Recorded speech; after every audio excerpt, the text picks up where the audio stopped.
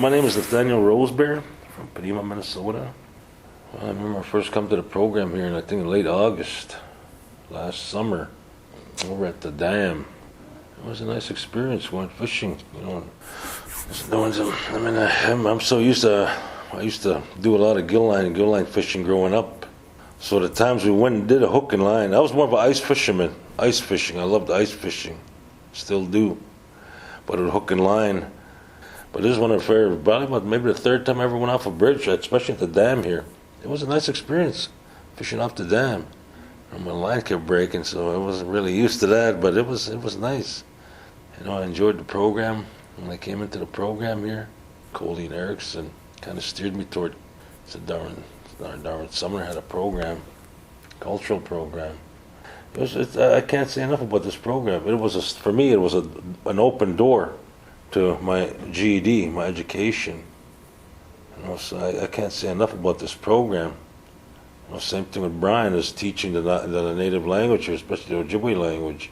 One thing I liked about him is he got that dialect, man. I love that French-Canadian dialect almost, man. So I like what they do. This program sort of like snagged me into, speaking of fishing, you snag a fish.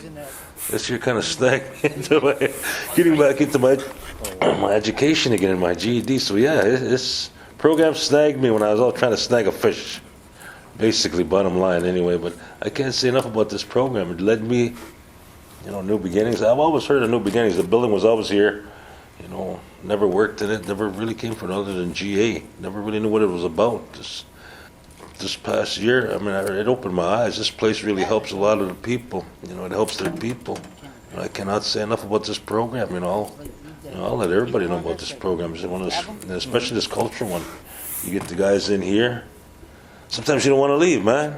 You meet good people. Like I say, I met good people. Brian, it's a blessing in my life meeting him. Darwin. I've known Darwin before around the community, but we never really got to sit and talk, especially working the same spot. But yeah, this program opened doors for me, to my education, to my GED, to work in a contract job here. Just being around this, and seeing what this program does with Jerry Loud.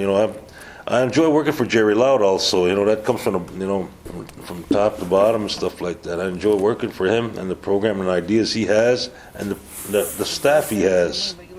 And I believe that's why this place is successful. He's got to have a good, to be successful, you got to have good people. You got to have good people. You got the right person here for the Ojibwe language, Brian. Cultural, Darwin.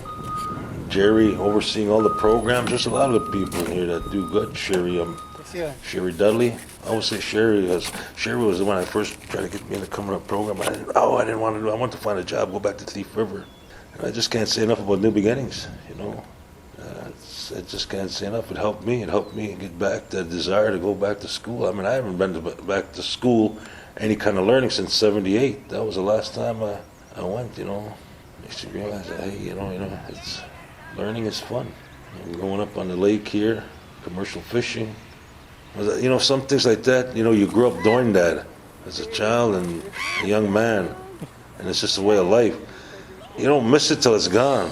I never thought I'd say that. I miss going on the lake. You'd be getting up at 4 o'clock, 4:30, 5 o'clock. Oh man, it's time to go on the lake. Oh, I never in my wildest dreams ever thought I'd miss going on that lake like I do now. It was nice being out there early in the morning, watching the sun come up, going sit in the evening, watching the sunset. Back in those days, you never took the time to notice that stuff. But as you get older, you become an adult, you get a little more wiser. You enjoy that morning out there, you enjoy that morning. You enjoy that evening, The lake provided a living, even though back in those days, in the late 70s, early 80s, that's what blinds a lot of us to a lot of the beauty we call home here on the reservation. But as you become an adult, you're like, man, you don't realize how lucky you are to be on this reservation when it's closed like this, man. It's home. But this is one of the safest places I feel, for me. They say we got a big drug epidemic. For me, it's still, I feel safe as hell. That's just me. You learn the language as a child. Like I said, my grandma was 101 years old when she died. My great aunt, but we call her grandma. She spoke English. So learning that, most of the people that are over 40 know. I can understand language. I kind of want to lay incognito sometimes, But that's one thing I love meeting Brian. Was he knew the language. We're almost close to the same age. And some of the things when he was commenting, I said, hey, Brian, that sounds like, I don't want to say it on here because, in the Shiwashi, we both knew what that was, but some of the group, the younger group, didn't know what that meant, You heard it as a kid, We'll interpret that some other time, But yeah, I enjoyed this program, man. Met a lot of good people. That's one of the values. The values of life for me is meeting people. You treasure those friendships. Enjoy them, you treasure them. They're worth more than gold. Bottom line, they are worth more than gold.